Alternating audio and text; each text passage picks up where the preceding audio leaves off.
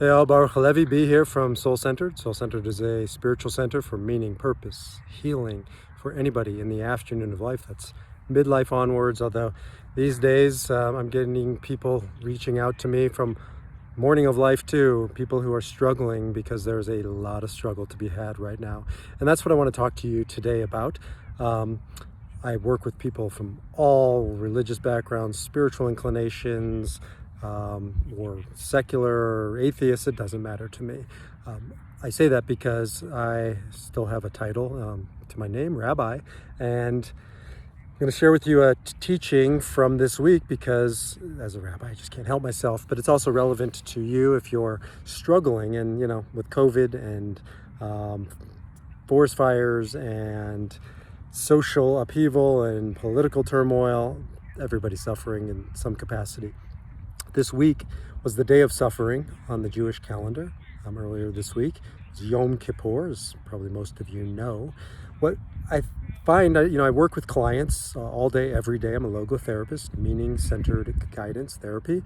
And what I'm finding with so many of my clients, especially those who are Jewish, is that this was a year like none other with regards to Yom Kippur. I mean, most people didn't have the option to go to a synagogue. Like me, it was weird. I channel surfed on YouTube. I went from synagogue to synagogue. It's called shul hopping, and it was just a strange experience for sure. But B, lots of people have said the same thing, and I resonate with this, that it almost felt like it didn't need a Yom Kippur. Why? Because Yom Kippur is the holiday where we strip ourselves of our comforts, of our illusion of immortality, right? We get uncomfortable. We rehearse our death. We don't eat on Yom Kippur. We refrain from sexual relations and putting on makeup and all the pleasant, lovely stuff of life. And we get very morbid and we focus on our mortality and we stand before God and we look at what are we, our essential, our raw self. What are we at our essence? And it's a very important holiday, especially, in the Western Hemisphere, in America, where we have tremendous comfort. We need this holiday, except for maybe this year.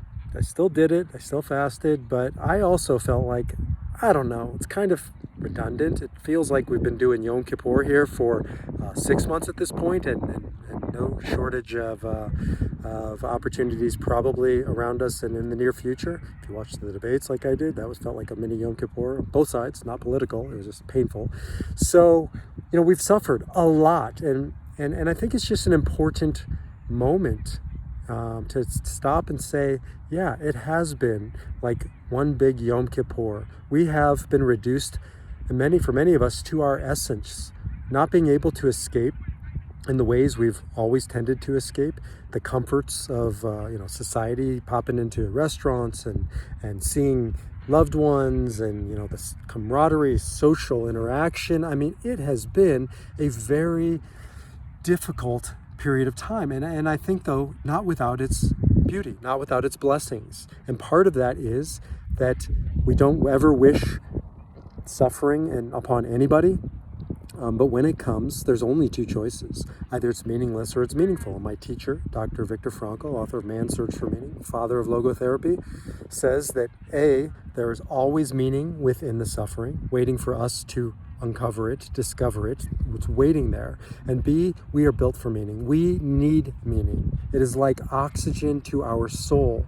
And so as we look around us right now, and again, with COVID and all of the other collective turmoil, that's not even personal turmoil, that's just the turmoil that comes from living strained, struggle-filled relationships and betrayals and hurts and losses, that now more than ever before, we need to really think about what is essential in our lives. Can we go to that place, our essential nature? What is at the core of our being? Do we like what we find there? Again, that's what Yom Kippur is about, to strip away all the noise and say, can I look myself in the mirror, right? And do I like the man, the woman staring back at me? And if we don't, and if we can't look ourselves in our eyes, in the mirror, right, then that is the work that needs to be done. That's where we go first and foremost to find the meaning, to find the opportunity that is staring us literally back in the face. Do you know how many people I work with in guidance and counseling who have a hard time looking at themselves in the mirror, at least at the beginning of our work. So many of us. And that's really what Yom Kippur is about. That's what this time is about, where there's nothing we can do about the external circumstances. We're just going to have to write it out and pray and hope. But we also have the opportunity to use this time, to not be used by it, but to utilize it. What's the alternative, right? Either it's meaningful or it's meaningless. And we are doing ourselves and those who we've lost due to COVID or lost along the way or with the suffering that's occurred, we are doing them a disservice by leaving it meaningless. That is our calling, to redeem the suffering by making it meaningful, using it, learning from it, growing from it, becoming better, more loving, more purposeful human beings. That's my hope and my prayer for all of you. Jewish, not Jewish, it does not matter. Yom Kippur was a reminder. The circumstances that we're experiencing today are a reminder that there's always meaning and purpose to be found, no matter what you are dealing with. If you are struggling with any of these external circumstances, if you're struggling with personal circumstances, if you are looking for meaning or purpose, or even if you're not, I would love to hear from you. Shoot me an email at the letter B, at mysoulcentered.org, or you can always just Google Rabbi B. It'll point you to mysoulcentered.org. Give me a shout.